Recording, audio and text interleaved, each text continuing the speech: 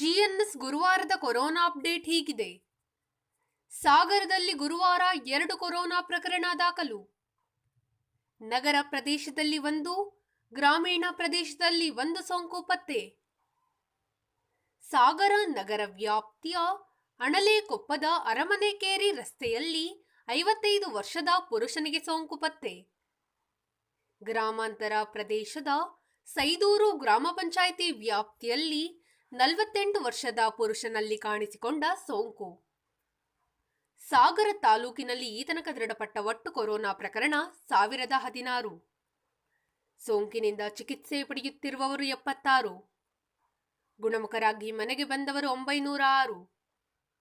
ಸೋಂಕಿನಿಂದ ಮೃತಪಟ್ಟವರು 34. ಸಾಗರದಲ್ಲಿ ಗುರುವಾರ 97 ರ್ಯಾಪಿಡ್ ಟೆಸ್ಟ್ ನಡೆಸಲಾಗಿದೆ. 125 ಮಾದರಿ ಸಂಗ್ರಹಿಸಿ ಜಿಲ್ಲಾ ಪ್ರಯೋಗಾಲಯಕ್ಕೆ ಕಳಿಸಿದೆ. ಧನ್ಯವಾದಗಳು.